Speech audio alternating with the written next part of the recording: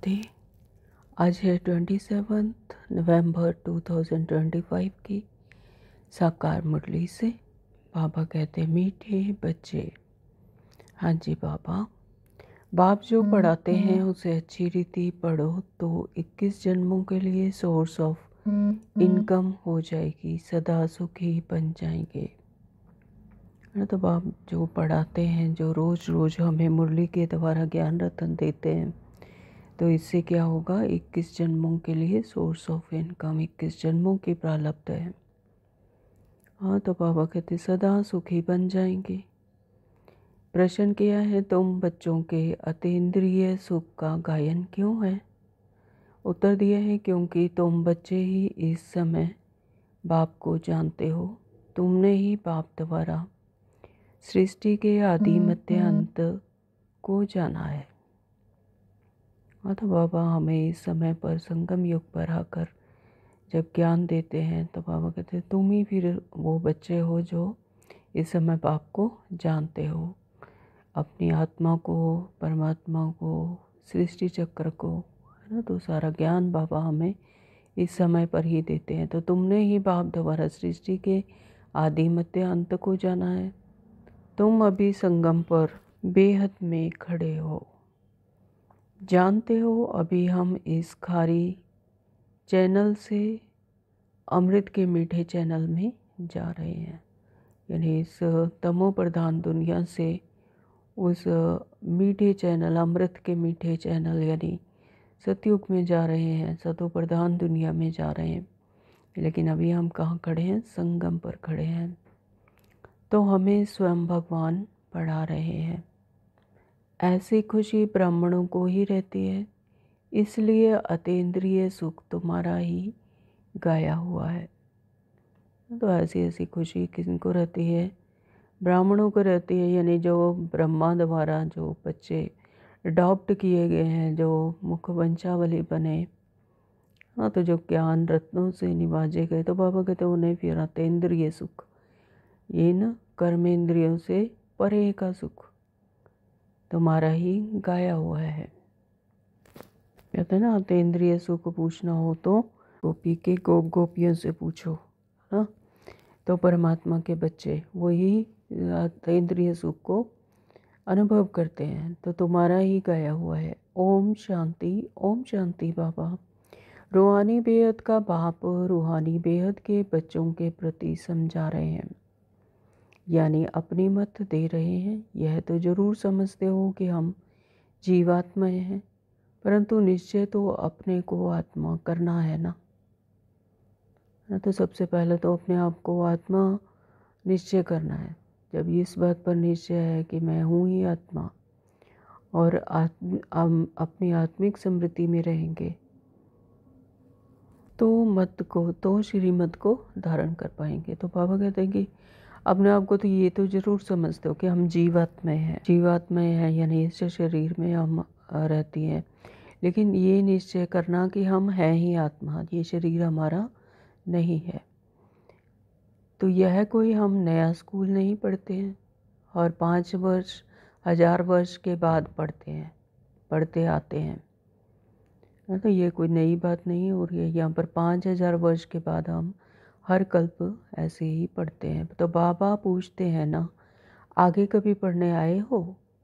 तो सब कहते हैं कि हम हर 5000 वर्ष बाद पुरुषोत्तम संगम युगे बाबा के पास आते हैं। यह तो याद होगा ना कि यह भी भूल जाते हो।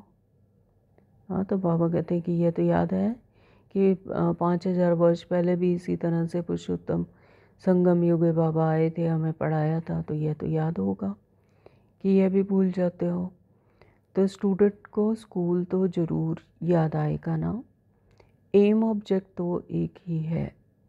जो भी बच्चे बनते हैं, फिर 2 दिन का बच्चा हो या पुराना हो, परंतु एम ऑब्जेक्ट एक ही है।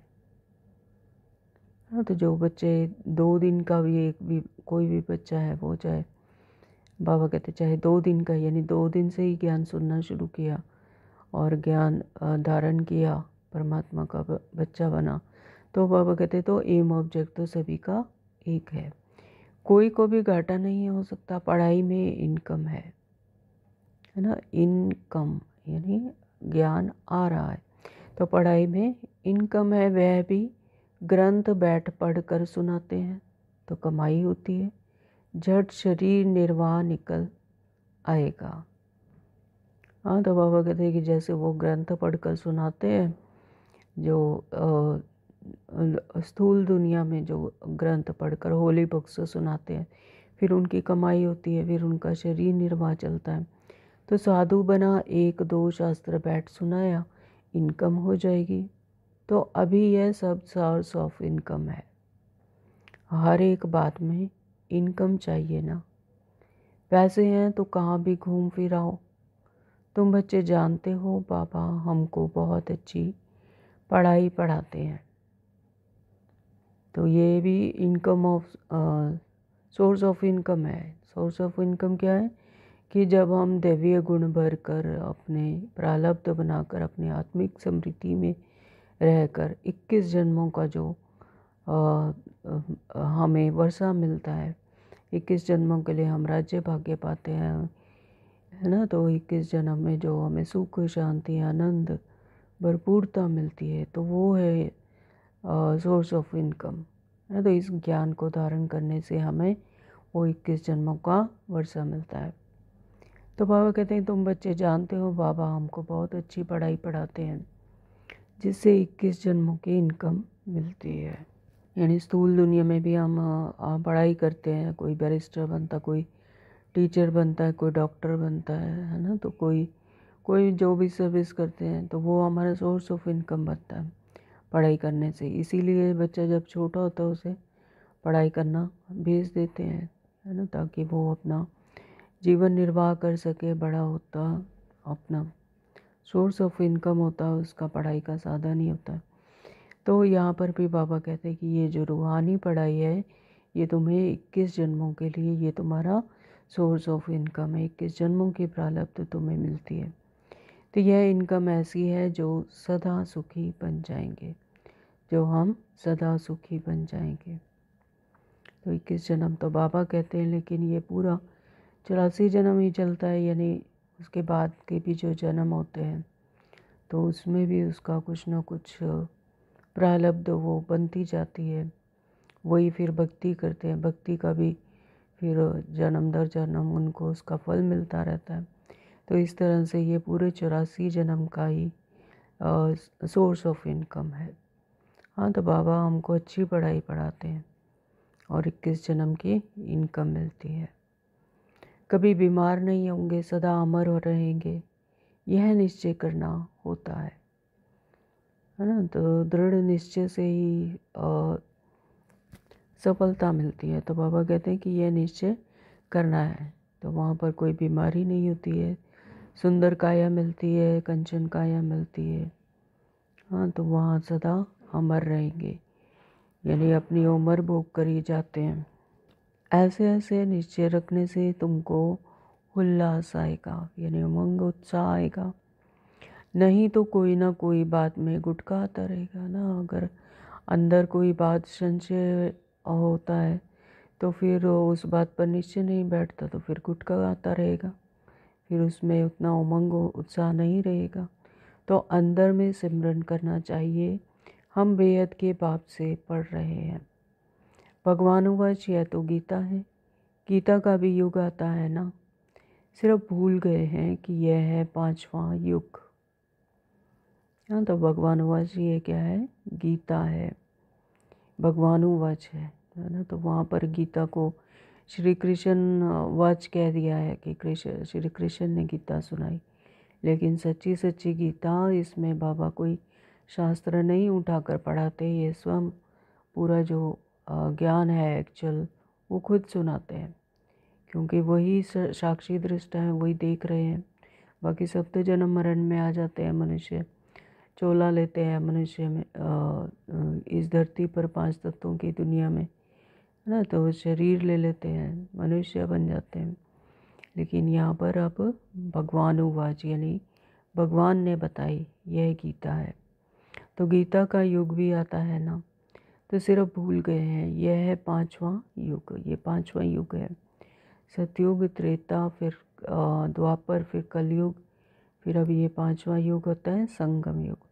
तो ये संगम बहुत छोटा है, ये 100 सालों का कहा जाता है, और ये कलयुग और सतयुग का संगम होता है, इसके बीच में आता है। वास्तव में चौथाई भी नहीं कहेंगे, परसेंटेज लगा सकते हैं। 100 भी आगे चल बाप बतलाते रहेंगे, कुछ तो बाप के बतलाने की भी नोंद है ना, है ना। तो ये परमात्मा ही आकर बताते हैं। किसी को इतनी गुप्त बात है कि पता थोड़ी चलता है कि कब परमात्मा आते हैं और कब शरीर का आधार लेकर हमें ज्ञान सुनाते हैं। तो बाबा कहते हैं कि ये भी बतलाने की बाप के ही बतलाने की नोंद है। तो तुम सभी आत्माओं के पार्ट की नोंद है, तो रिपीट हो रही है। तो हम आत्माओं का भी पार्ट है, जब से जैसे जिसका पार्ट में नोंद है उसको वो वैसे वैसे उस समय पर ज्ञान उठाता रहेगा और धारण करता रहेगा। तो यह सब कुछ रिपीट हो रही है, ये ड्रामा में नोंद है। तुम जो सीखते हो वह भी रेपिटेशन है ना। रेपिटेशन के राज का तुम बच्चों को मालूम हुआ है। कदम कदम पर पार्ट बदलता जा रहा है, एक सेकंड ना मिले दूसरे से, एक एक सेकंड डिफरेंट है, कोई भी एक सेकंड दूसरे से ना, हम हर एक सेकंड चेंज हो रहे हैं ना। तो जो बचपन में हमारी तस्वीर थी, अगर हम उसे उठा कर देखें हमें लगता है कि मैं तो कितना चेंज आ गया। तो एक एक सेकंड बाबा कहते जो मिसल के बदलता रहता है, पार्ट बदलता रहता है, समझ बदलती रहती है, स्मृति बदलती रहती है, हर एक चीज़ बदलती रहती है। जो मिसल टिक टिक चलती रहती है, टिक हुई सेकंड पास हुआ, अभी तुम बेहद में खड़े हो। दूसरा कोई भी मनुष्य मात्र बेहद में नहीं खड़ा है। कोई को भी बेहद की अर्थात आदि मध्य अंत की नॉलेज नहीं है। अभी तुमको फ्यूचर का भी मालूम है। हम नई दुनिया में जा रहे हैं। यह संगम युग जिसको क्रॉस करना है, खारी चैनल है ना। तो खारी चैनल यानी यहाँ कलयुग से हम अपने असुरी गुणों को जो चेंज करते हैं, तो खारी चैनल है। यह है मीठे मीठे अमृत की चैनल। फिर जाना कहाँ है? नई दुनिया में, सतयुग में, यानी मीठे मीठे अमृत की चैनल में जाना है। वह है विष की। अभी तुम विष के सागर से क्षीर सागर में जाते हो, है ना। तो वह जो विष की चैनल है, कौन?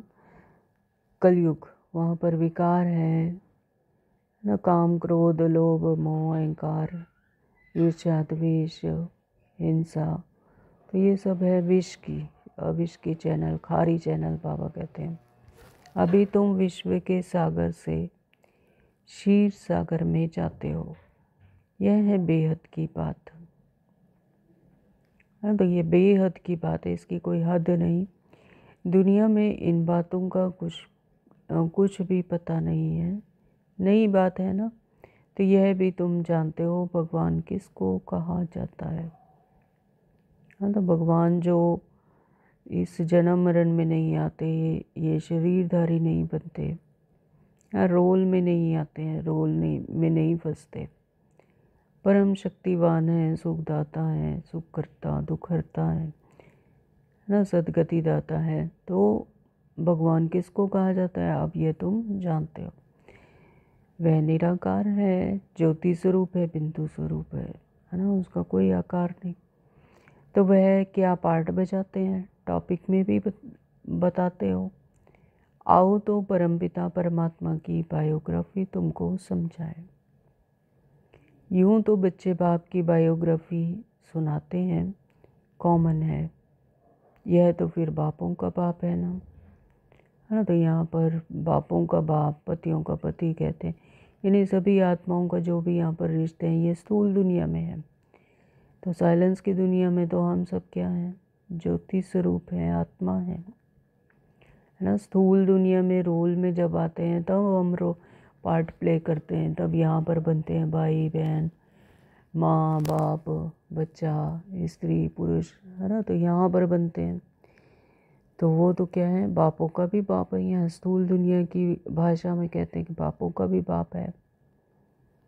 तुम्हारे में भी नंबरवार पुरुषार्थ अनुसार जानते हैं। अब तुमको यथार्थ रीति बाप का परिचय देना है। तुमको भी बाप ने दिया है, तब तो समझाते हो।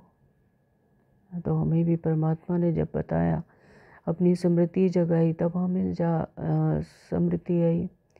एक बच्चा है, सो रहा है, उसको सपने में वो कुछ भी सपना देख रहा है ना, भाग रहा है या डर रहा है या खेल रहा है या जो भी कर रहा है, तो फिर माँ उसे जगाती है। माँ कहती है कि नहीं, जागो, तुम डर रहे हो, तो वो तुम्हारा सपना है, उठो उठो, जागृति दिलाती है। बच्चा उठता है, कहता है ओहो, मैं तो सपने में था, ये जो डर आ रहा था, ये जो भाग रहा था, तो वो ये सब क्या हो रहा था, तो कि सपने में हो रहा था।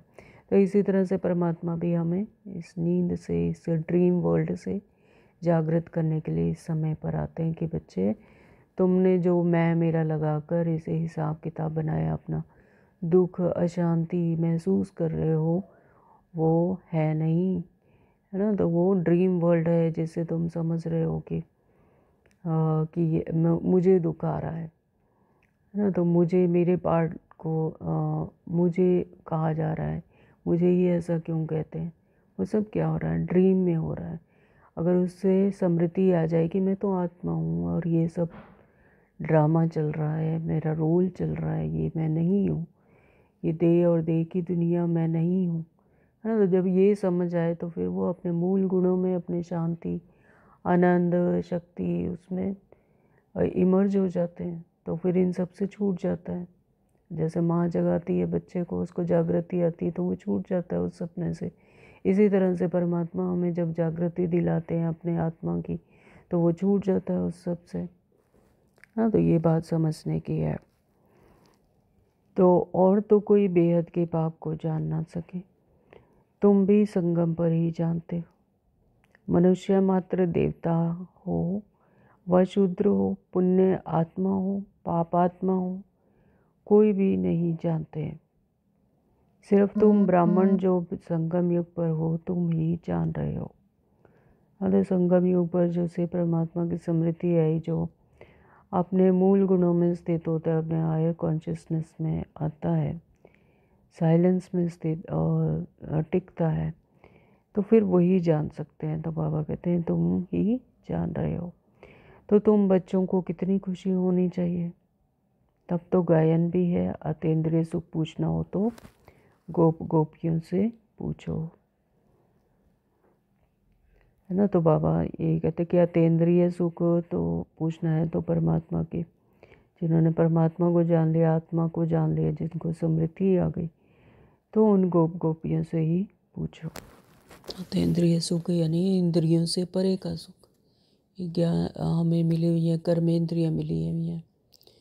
तो इसी जब अपने सत्य स्वरूप को भूल गए, तो इनका साधन लिया, उन अपने ही मूल गुणों को भूल गए, सुख शांति के लिए देह को ढूंढने लगे, है ना, प्रकृति के साधनों को, वस्तुओं को ढूंढने लगे। तो बाबा कहते कि अब अपनी जब स्मृति आती है, अपने मूल गुण में जब स्थित हो जाते हैं, तो फिर अतीन्द्रिय सुख, इंद्रियों से परे का सुख गोप गोपियों से पूछो, यानी जो आत्मिक स्मृति में रहते हैं। बाबा बाप भी है, टीचर सतगुरु भी है, सुप्रीम अक्षर तो ज़रूर डालना है। कभी कभी बच्चे भूल जाते हैं, यह सब बातें बच्चों की बुद्धि में रहनी चाहिए। शिव बाबा की महिमा में यह अक्षर जरूर डालने हैं। सिवाय तुम्हारे और तो कोई जानते ही नहीं। तुम समझा सकते हो, गोया तुम्हारी विजय हुई ना, तो तुम जानते हो बेहद का बाप सर्व का शिक्षक, सर्व का सद्गति दाता है, बेहद का सुख, बेहद का ज्ञान देने वाला है। फिर भी ऐसे बाप को भूल जाते हो। है ना। तो बाबा जैसे 63 जन्मों से पुकार रहे थे, परमात्मा आओ, हमें लिबरेट करो, हमें दुखों से बचाओ, है ना। तो मंदिरों में और जो धर्म संस्थान है वहाँ पर घंटियाँ बजाई, इतना ज़ोर ज़ोर से बोल बोल कर इतनी आरतियाँ करी, या जो जो भी करते हैं। तो बाबा कहते कि बेहद का फिर सुख, फिर बेहद का ज्ञान देने वाला है। तो क्या फिर अब जब परमात्मा जब सम्मुख है तो फिर उसको जानते ही नहीं, है ना। तो तुम बच्चे अभी एक्यूरेट जानते हो, इनका तो नाम ही रखा है रावण। राम राज्य और रावण राज्य, यानी जहाँ विकार हैं वो है रावण राज्य, और जहाँ पर परमात्मा की याद है, परमात्मा के सानिध्य में है, तो वो है राम राज्य। तो इस पर भी एक्यूरेट समझाना चाहिए। राम राज्य है तो ज़रूर रावण राज्य भी है ना। तो ये तो सृष्टि चक्र का नियम है कि जहाँ राम है तो वहाँ फिर राम राज्य है तो ज़रूर रावण राज्य भी है। रावण की भी अपनी डायनेस्टी है। तो सदैव राम राज्य तो हो ना सके। राम राज्य श्री कृष्ण का राज्य कौन स्थापन करते हैं, ये बेहद का बाप बैठ समझाते हैं, है ना। ये सृष्टि चक्र का खेल बना हुआ है कि अगर राम राज्य है तो रावण राज्य भी है। सदैव राम राज्य तो हो ना सके, तो राम राज्य श्री कृष्ण राज्य कौन स्थापन करते हैं, तो यह बेहद का बाप बैठ समझाते हैं। तुमको भारत खंड की बहुत महिमा करनी चाहिए। भारत सचखंड था, कितनी महिमा थी। बनाने वाला बाप ही है। तुम्हारा बाप के साथ कितना लव है। एम ऑब्जेक्ट बुद्धि में है। तो यह भी जानते हो, हम स्टूडेंट को अपनी पढ़ाई का नशा होना चाहिए, हाँ। तो जो स्टूडेंट है डॉक्टर बनने वाला है तो उसको कितना नशा रहता है कि मैं डॉक्टर बनने वाला हूँ, है ना। तो जो अभी पढ़ाई कर रहे हैं तो भी वो वाइट जब अपना वो ड्रेसअप जैसे होते हैं तो वैसे उसमें जाते हैं, और कितना नशा रहता है कि उन्हें लगता है कि हम डॉक्टर ही हैं, चाहे अभी पढ़ाई कर रहे हैं, हाँ। तो बाबा इसीलिए कहते हैं कि तुम्हारा भी एम ऑब्जेक्ट बुद्धि में है, तो तुम्हें कितनी खुशी रहनी चाहिए, कितना नशा होना चाहिए कि हम दैवीय संप्रदाय के बनने वाले हैं, देवी देवता बनने वाले हैं, अपनी उस नई दुनिया में, सुंदर सतयुगी दुनिया में जाने वाले हैं। तो कितना नशा होना चाहिए, करैक्टर का भी ख्याल होना चाहिए। विवेक कहता है जबकि गॉडली पढ़ाई है तो उसमें एक दिन भी मिस नहीं करना चाहिए। तो ये गॉडली पढ़ाई है, अगर एक भी दिन कोई पढ़ाई मिस की तो कोई ना कोई पॉइंट ऐसा मिस हो जाएगा कि जो फिर आगे जाकर कोई पॉइंट नहीं समझ आएगा। तो टीचर के आने के बाद लेट भी नहीं पहुंचना चाहिए, हाँ। तो बाबा कह रहे हैं कि जब टीचर समझाते हैं तो फिर लेट भी नहीं पहुंचना चाहिए। टीचर के बाद आना यह भी एक इंसल्ट है। जी बाबा। तो स्कूल में भी पिछाड़ी में आते हैं तो उनको टीचर बाहर में खड़ा कर देते हैं। तो बाबा अपने छोटेपन का मिसाल भी बताते हैं। हमारा टीचर तो बहुत सख्त था, अंदर आने भी नहीं देता था। तो यहाँ तो बहुत है जो देरी से आते हैं। सर्विस करने वाला सपूत बच्चा ज़रूर बाप को प्यारा लगता है ना। तो सर्विस करने वाला सपूत बच्चा जो भी सर्विस कर रहे हैं तो वो क्या परमात्मा का ही स्वरूप लगते हैं, तो प्यारे लगते हैं। जैसे कि परमात्मा से किसी को भी दूर का रिश्ता नहीं लगता, समीप का लगता है ना। तो परमात्मा को सब प्यार करते हैं, सभी को प्यारे लगते हैं। तो बाबा कहते हैं कि अभी तुम समझाते हो आदि सनातन देवी देवता धर्म तो यह था ना। इनका धर्म कब स्थापन हुआ जरा भी किसी की बुद्धि में नहीं है। तुम्हारी बुद्धि से भी घड़ी घड़ी खिसक जाता है। तुम अभी देवी देवता बनने के लिए पुरुषार्थ कर रहे हो। कौन पढ़ा रहे हैं? खुद परम पिता परमात्मा, जिसे हम 63 जन्मों से पुकार रहे थे, पतित पावन आओ हमें पावन बनाओ, है। तो खुद परमपिता परमात्मा अब हमें पढ़ा रहे हैं। तो तुम समझते हो हमारा यह ब्राह्मण कुल है, डायनेस्टी नहीं होती है, यह है सर्वोत्तम ब्राह्मण कुल। हाँ, ब्राह्मण कुल की बाबा बताते हैं कि डायनेस्टी नहीं होती है यहाँ पर। बाप भी सर्वोत्तम है ना, ऊंचते ऊंच हैं तो ज़रूर उनकी आमदनी भी ऊंची होगी। उनको ही श्री श्री कहते हैं। सबसे श्रेष्ठ ते श्रेष्ठ सिर्फ एक परमात्मा को ही कहते हैं। तो तुमको भी श्रेष्ठ बनाते हैं। तो जैसे परमात्मा पिता वैसे ही बच्चे। तो बाबा कहते तुम्हें भी श्रेष्ठ बनाते हैं। तो तुम बच्चे ही जानते हो कि हमको श्रेष्ठ बनाने वाला कौन है, और कुछ भी नहीं समझते। तुम कहेंगे हमारा बाप बाप भी है, टीचर भी है, सतगुरु भी है, पढ़ा रहे हैं। हम आत्माएं हैं। हम आत्माओं को बाप ने स्मृति दिलाई है, तुम हमारी संतान हो। ब्रदरहुड है ना, बाप को याद भी करते हैं। समझते हैं हम निराकारी बाप हैं तो ज़रूर आत्मा को भी निराकार ही कहेंगे, है ना। तो जैसा पिता वैसे ही बच्चे। तो बाबा कहते हैं कि जब परमात्मा निराकार है तो आत्मा भी निराकार है, उसका भी कोई आकार नहीं। तो आत्मा ही एक शरीर छोड़ फिर दूसरा लेती है। तो जब यहाँ पर सृष्टि चक्कर पर जब पार्ट निभाती है तो एक शरीर छोड़ फिर दूसरा लेती है, फिर पार्ट बजाती है। तो जैसे जैसे उसका रोल है उसी तरह से वो प्ले करती जाती है। तो मनुष्य फिर आत्मा के बदले अपने को शरीर समझ लेते हैं। हाँ, तो मनुष्य अपने आप को आत्मा के बदले शरीर समझ लेते हैं, देह भान में आ जाते हैं। मैं राम हूँ, मैं श्याम हूँ, मैं फलाना हूँ, मैं ढिमका हूँ, है ना, जो भी। तो अपने आप को शरीर समझ लेते हैं और फिर उसी में फंस जाते हैं। मैं आत्मा हूँ यह भूल जाते हैं ना। तो मैं जो ये रोल हूँ ये मैं नहीं हूँ, ये ड्रीम वर्ल्ड है। मैं यहाँ पर सिर्फ रोल प्ले करने के लिए आया हूँ। मैं कहाँ से आया हूँ और मुझे वापस फिर कहाँ जाना है, मेरा सत्य घर क्या है, यह सब भूल जाते हैं।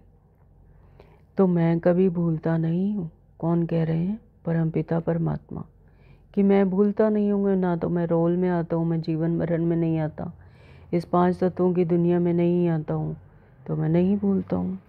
तुम आत्माएं सभी हो सालिग्राम।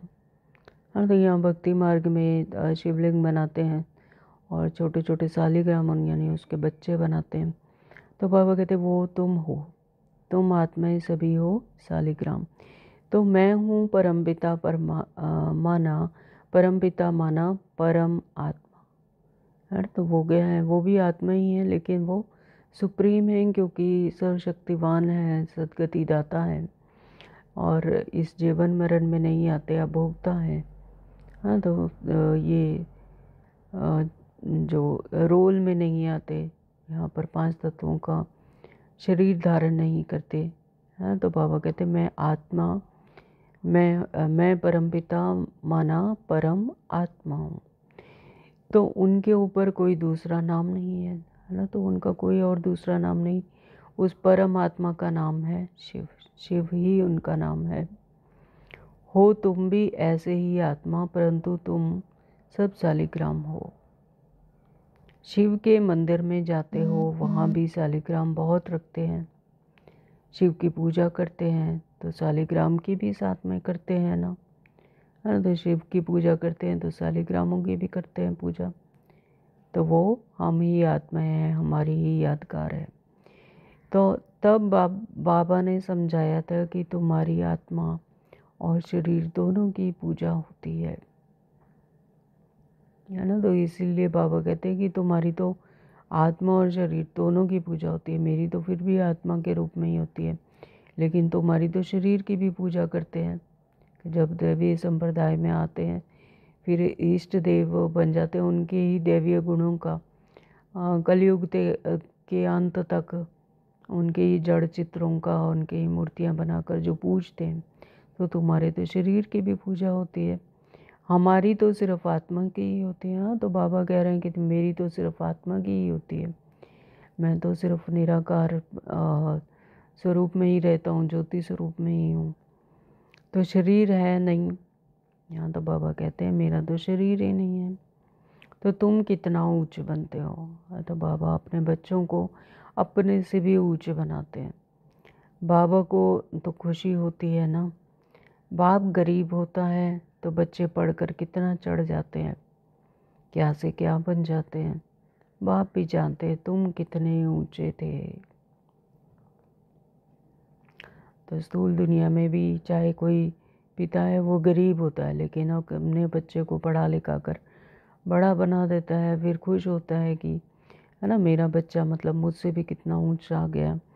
तो इसी तरह से बाबा भी कहते हैं कि मैं अपने बच्चों को कितना मैंने ऊंच बनाया था, कितना पढ़ा लिखा कर कितना श्रेष्ठ बनाया, तो तुम कितने ऊंचे थे, अब कितने ऑर्फन बन गए हो, अब अपने आप को ही भूल गए, पिता को भूल गए तो ऑर्फन बन गए, है ना। तो बाप को ही नहीं जानते हैं, बाप को ही नहीं जानते, अपने मूल गुणों को भूल गए, अपने आत्मा को भूल गए, परमात्मा को भूल गए, अपने स्थूल दुनिया जो देह में जो है ही नहीं उसी को अपना मान बैठे, तो बाप को ही नहीं जानते। अभी तुम बाप के बने हो तो सारे विश्व के मालिक बन जाते हो। जब अपने आप को आत्मा जान लिया, अपने सत्य स्वरूप को जान लिया, अपने परमपिता परमात्मा को जान लिया, तो क्या हो गए, विश्व के मालिक बन गए। बाप कहते हैं मुझे कहते ही हो हेवनली गॉड फादर, यह भी तुम जानते हो अभी स्वर्ग की स्थापना हो रही है, वहाँ क्या क्या होगा यह सिवाय तुम्हारे और कोई की बुद्धि में नहीं है। तो बाबा कहते हैं कि मुझे हेवनली गॉड फादर कहते हो, लेकिन यह तुम नहीं जानते कि स्वर्ग की स्थापना हो रही है, वहाँ क्या क्या है, वहाँ सिवाय तुम्हारे और कोई की बुद्धि में नहीं है। तुम्हारी बुद्धि में है कि हम विश्व के मालिक थे, अब बन रहे हैं। प्रजा भी ऐसे कहेगी ना कि हम मालिक हैं, तो यह बातें तुम बच्चों की ही बुद्धि में है, तो खुशी रहनी चाहिए ना। तो यह बातें सुनकर फिर दूसरों को भी सुनानी है, इसलिए सेंटर व म्यूज़ियम खोलते रहते हैं। तो जो कल्प पहले हुआ था वही होता रहेगा। म्यूज़ियम सेंटर्स आदि के लिए तुमको बहुत ऑफ़र करेंगे, मतलब जिनको क्लिक करेगा, जिन्हें समझ आएगा, तो फिर वो ज्ञान को सुनना चाहेंगे। तो बाबा कहते हैं फिर तुम्हें ऑफ़र करेंगे म्यूज़ियम सेंटर्स। यहाँ पर भी अभी मुझे सुना है कि यहाँ पर 27 में चंडीगढ़ में किसी ने बहुत बड़ी प्रॉपर्टी पूरी जो कोठी टाइप की थी वो पूरा ब्रह्मा कुमारी इसको उन्होंने सरेंडर कर दिया, दे दिया। हाँ, तो जिनको अंदर से वो क्लिक होता है, जिनके पास है, तो फिर वो ऐसे ही करते हैं। तो परमात्मा ईश्वर अर्थ दे देते हैं परमात्मा का, उसमें सेंटर होगा, तो ऐसे ऑफ़र करते हैं। तो फिर बाबा कहते हैं फिर बहुत निकल पड़ेंगे, सबकी हड्डियाँ नरम हो जाती हैं, सारी दुनिया की अब तुम हड्डियाँ नरम करते जाते हो। तुम्हारे योग में ताकत कितनी ज़बरदस्त है। तो बाबा कहते हैं कि सारी दुनिया की अब हड्डियाँ नरम करते जाते हो, यानी उनमें वो जागृति दिलाते जाते हैं और वो देहपान को बोल आत्मिक समृद्धि में आते हैं। तो तुम्हारे योग में कितनी ताकत है, कितनी ज़बरदस्त है। तो बाप कहते हैं तुम्हारे में ताकत बहुत है, भोजन तुम योग में रहकर बनाओ, खिलाओ तो बुद्धि इस तरफ खींचेगी, है ना। तो भोजन भी योग में रहकर बनाना है और खाना है और खिलाना है, तो उससे क्या होता है, परमात्मिक शक्तियाँ मिलती। तो बाबा कहते हैं फिर बुद्धि इसी तरफ खींचेगी। भक्ति मार्ग में तो गुरुओं का झूठा भी खाते हैं, तुम बच्चे समझते हो भक्ति मार्ग का विस्तार तो बहुत है, उनका वर्णन नहीं कर सकते। तो यह बीज वह झाड़ है, बीज का वर्णन कर सकते हैं। बाकी कोई को बोलो पेड़ के पत्ते गिनती करो तो कर नहीं सकेंगे, है ना। तो जो यहाँ पर आकर मनुष्य चोले में आकर जिन्होंने भक्ति की, जो गुरु बने, यानी उन्होंने भी कोई ना कोई आधार तो दिया इस सृष्टि चक्र को टिकाने का, है ना। तो बाबा कहते हैं कि उनका फिर झूठा खाते थे और बच्चे समझते हैं कि भक्ति मार्ग का विस्तार तो बहुत है। तो बाबा कहते हैं कि उसका वर्णन नहीं कर सकते, क्योंकि एक पेड़ होता है, झाड़ होता है, तो उसके कितने सारे पत्ते होते हैं, तो उसको गिनती तो नहीं कर सकते, है ना। बड़ा कोई झाड़ हो तो उसके पत्ते कोई गिनती कर सकता है, नहीं कर सकता है। तो इसी तरह से बाबा कहते हैं कि यहाँ पर वर्णन नहीं कर सकते। तो यह बीज वह झाड़ है, बीज का वर्णन कर सकते हैं, है। तो बीज का तो वर्णन कर सकते हैं कि ये आम का बीज है, ये अमरूद का बीज है। इस तरह से जो बीज है उसका वर्णन कर सकते हैं, लेकिन झाड़ के पत्ते नहीं गिने जा सकते। तो बाकी कोई को बोलो पेड़ के पत्ते गिनती करो तो नहीं कर सकेंगे, अथाह पत्ते होते हैं। तो बीज में तो पत्ते की निशानी दिखाई नहीं पड़ती है, वंडर है ना। तो इनको भी कुदरत कहेंगे। तो जीव जंतु कितने वंडरफुल हैं, अनेक प्रकार के कीड़े हैं, कैसे पैदा होते हैं, बहुत वंडरफुल ड्रामा है। इसको कहा ही जाता है नेचर, है। तो इस सृष्टि चक्र में कितने कीट पतंगे हैं, कितने तरह के जीव हैं, तो कितनी वंडरफुल बात है, कितना वंडरफुल ड्रामा है। उनकी अपनी अलग एक दुनिया है। तो इसको कहा ही जाता है नेचर। तो यह भी बना बनाया खेल है। तो सतयुग में क्या क्या देखेंगे, वह भी नई चीज़ें ही होंगी। एवरीथिंग न्यू होता है। मोर के लिए तो बाबा ने समझाया है उनको, भारत का नेशनल बर्ड कहते हैं। हाँ, तो जो मोर है उसको नेशनल बर्ड कहते हैं यहाँ पर स्थूल दुनिया में भी। तो क्योंकि कृष्ण के मुकुट में मोर का पंख दिखाते हैं। मोर और डेल खूबसूरत भी होते हैं, गर्भ भी आंसू से होता है। तो ऐसा माना जाता है कि जो मोर का जो जन्म होता है वो गर्भ भी आंसू से होता है, यानी मोर का जो आंसू होता है उससे उसका जन्म होता है। तो इसलिए नेशनल बर्ड कहते हैं, यानी पवित्र माना जाता है उसको। तो ऐसे खूबसूरत पक्षी विलायत की तरफ भी होते हैं। अब तुम बच्चों को सारी सृष्टि के आदि मध्य अंत का राज समझाया है, जो और कोई नहीं जानते। बोलो हम आपको परमपिता परमात्मा की बायोग्राफी बताते हैं। रचना है तो ज़रूर उनकी रचना भी होगी। उनकी हिस्ट्री ज्योग्राफी हम जानते हैं। ऊंचते ऊंच बेहद के बाप का क्या पाठ है, यह हम जानते हैं। दुनिया तो कुछ भी नहीं जानती, है ना। तो जिसका जैसा जैसा नूंद है, जिस समय पर उसको समझ आनी है तो वो तभी जानेगी। तो बाबा कहते तो दुनिया तो अभी कुछ नहीं जानती। तो यह बहुत छीछी दुनिया है, यानी विकारों में फंसी हुई है, देह भान में फंसी हुई है, अपने देह को ही अपने आप को समझ रही है कि मैं राम हूँ, श्याम हूँ, है ना। तो इस समय खूबसूरती में भी मुसीबत है। बच्चों को देखो कैसे कैसे भगाते रहते हैं। तुम बच्चों को इस विकारी दुनिया से तो नफरत होनी चाहिए। हाँ, तो ये दुनिया कितनी विकारी हो चुकी है। तो यहाँ पर बाबा कहते हैं कि बच्चियों को देखो फिर कैसे कैसे भगाते रहते हैं। तो यानी देह के पीछे वे घूमते रहते हैं, देह के पीछे ही सारी दुनिया घूम रही है, विकारी दुनिया है। तो बाबा कहते हैं इस विकारी दुनिया से तो नफरत होनी चाहिए। तुम बच्चों को इस विकारी दुनिया से नफरत होनी चाहिए। इसीलिए बाबा कहते हैं कि देह और देह की दुनिया को भूल जाओ। इससे न्यारे हो जाओ। तो यह छीछी दुनिया, छीछी शरीर है। हमको तो अब बाप को याद कर अपनी आत्मा को पवित्र बनाना है।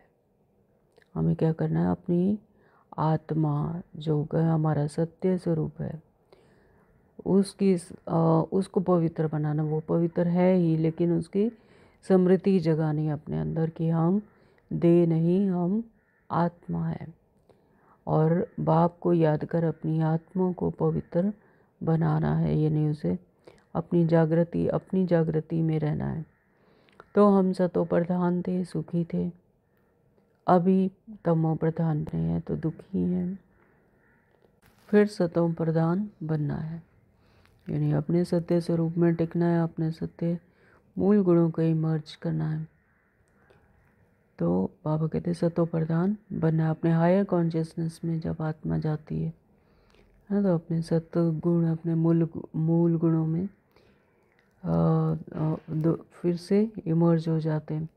तो तुम चाहते हो हम पतित से पावन बने, भल गाते भी हैं पतित पावन, परंतु नफरत कुछ भी नहीं आती है।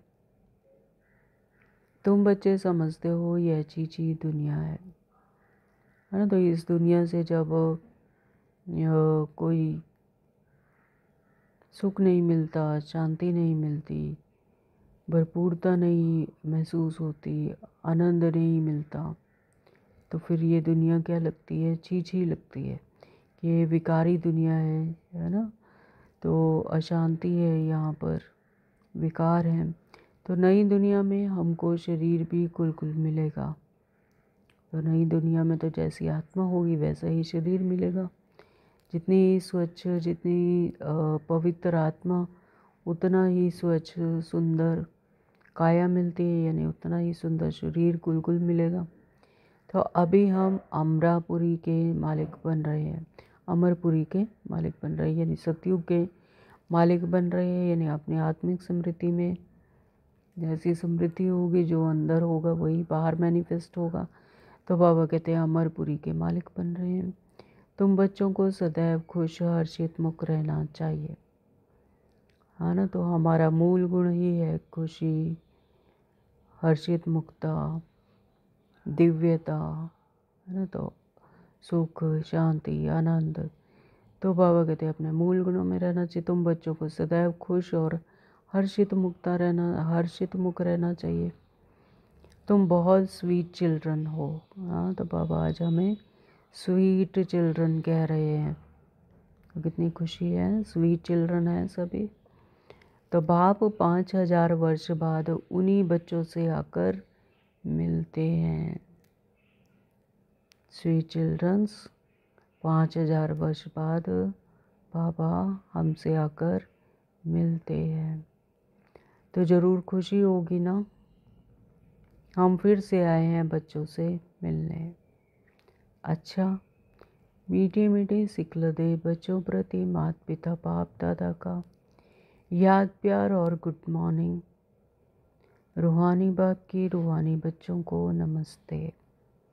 हम रूहानी बच्चों की रूहानी माता पिता बाप दादा को याद, प्यार, गुड मॉर्निंग। नमस्ते जी, नमस्ते जी। शुक्रिया पापा, आपका दिल से बहुत बहुत शुक्रिया। धारणा के लिए मुख्य सार में नंबर 1 बाबा ने कहा हम गॉडली स्टूडेंट हैं, इसलिए पढ़ाई का नशा भी रहे, तो अपने कैरेक्टर्स पर भी ध्यान हो। एक दिन भी पढ़ाई मिस नहीं करनी है। देर से क्लास में आकर टीचर के इंसल्ट नहीं करना है। तो हम क्या हैं? गॉडली स्टूडेंट है। जैसे स्थूल दुनिया में स्टूडेंट होते हैं, ऐसे ही हम भी क्या हैं? Godly student. गॉड हमें पढ़ाते हैं, तो इसलिए पढ़ाई का नशा भी रहे, तो अपने कैरेक्टर्स पर भी ध्यान देना है। और जो बाबा रोज़ हमें धारणा ही करवाते हैं, जो पॉइंट्स बताते हैं, तो उन पर चलकर अपने कैरेक्टर्स भी सुधारने हैं। तो एक दिन भी पढ़ाई मिस नहीं करनी है। देर से क्लास में आकर टीचर के इंसल्ट नहीं करनी है। इस विकारी चीची दुनिया से नफरत रखनी है। बाप की याद से अपनी आत्मा को पवित्र सतो प्रधान बनाने का पुरुषार्थ करना है। सदैव खुश हर्षित मुक्त रहना है। इस विकारी चीची दुनिया से नफरत रखनी है। बाप की याद से अपनी आत्मा को पवित्र सतो प्रधान बनाने का पुरुषार्थ करना। तो जो बाबा रोज हमें ज्ञान देते हैं उसे धारण कर कर परमात्मा की याद से आत्मा को पवित्र और सतो प्रधान बनाने का पुरुषार्थ करना है। सदैव खुश और हर्षित मुख रहना है। वरदान दिया है बाबा ने, होपलेस में भी होप पैदा करने वाले सच्चे परोपकारी संतुष्ट मणि भव। क्या बनना है हमें? परोपकारी और संतुष्ट मणि। कैसे? होपलेस में भी होप पैदा करने वाले सच्चे परोपकारी और संतुष्ट मणि भव। त्रिकालदर्शी बन हर आत्मा की कमजोरी को परखते हुए उनकी कमजोरी को स्वयं में धारण करने या वर्णन करने के बजाय कमजोरी रूपी कांटे को कल्याणकारी स्वरूप से समाप्त कर देना है ना। किसी में अगर कोई कमजोरी दिख भी रही है तो उसे परखते हुए उसकी कमजोरी को, उसके कांटे के कमजोरी रूपी कांटे को कल्याणकारी स्वरूप में बदल देना, यानी समाप्त कर देना। कांटे को फूल बना देना है ना। तो कांटा क्या है? विकार है। विकार को फिर दैवीय गुणों में का बना देना, कांटे को फूल बना देना। स्वयं भी संतुष्ट मणि के समान संतुष्ट रहना और सर्व को संतुष्ट करना। जिसके प्रति सब निराशा दिखाएं ऐसे व्यक्ति व ऐसी स्थिति में सदा के लिए आशा के दीपक जगाना। संतुष्ट होगा तो वही दूसरों को भी संतुष्ट कर पाएगा, है ना। तो बाबा कहते हैं कि ऐसे संतुष्ट मणि के समान संतुष्ट रहना और सर्व को संतुष्ट करना। जिसके प्रति सब निराशा दिखाएं ऐसे व्यक्ति व ऐसी स्थिति में सदा के लिए आशा के दीप जगाना। करण करावन हार साथ है जी, अर्थात दिल शिकस्त को शक्तिवान बना देना। किसी को दिल शिकस्त अगर कोई हो जाता है तो उसे शक्तिवान बनाना, परमात्मा का सानिध्य देकर, परमात्मा का ज्ञान सुनाकर उसको शक्तिवान बना देना। तो ऐसा श्रेष्ठ कर्तव्य चलता रहे तो परोपकारी संतुष्ट मणि का वरदान प्राप्त हो जाएगा। तो बाबा ने कहा ऐसा श्रेष्ठ कर्तव्य चलता रहे तो परोपकारी संतुष्ट मणि का वरदान स्वतः ही प्राप्त हो जाएगा। स्लोगन दिया है, परीक्षा के समय प्रतिज्ञा याद आए तब प्रत्यक्षता होगी। हमारी प्रतिज्ञा क्या है? बाप समान बनना। तो बाबा कहते हैं कि परीक्षा के समय प्रतिज्ञा याद आए तब प्रत्यक्षता होगी। ओम शांति। आज के अव्यक्त इशारे हैं, अशरीरी व विदेही स्थिति का अभ्यास बढ़ाओ। सारे दिन में बीच बीच में 1 सेकंड भी मिले तो बार बार ये विदेही बनने का अभ्यास करते रहो। अभी सभी 1 मिनट के लिए विदेही अशरीरी स्थिति का अभ्यास करेंगे।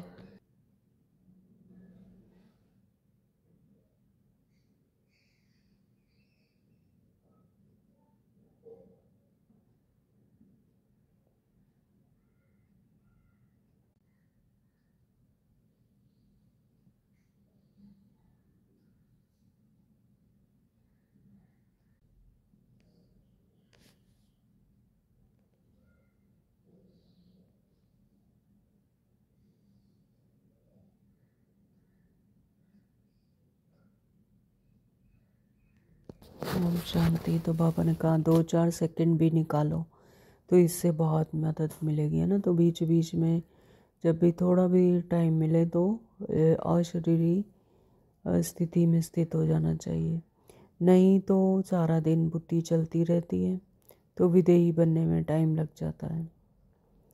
और अभ्यास होगा जब चाहे उसी समय विदेही हो जाएंगे, है। तो ये भी अभ्यास है। तो बाबा कहते हैं फिर नहीं तो अगर ऐसा नहीं होगी प्रैक्टिस तो फिर टाइम लग जाता है। तो बीच बीच में ये प्रैक्टिस करती रहना है, क्योंकि अंत में सब अचानक होना है। तो अचानक के पेपर में यह विधेयीपन का अभ्यास बहुत आवश्यक है। ओम शांति। Thank you Baba.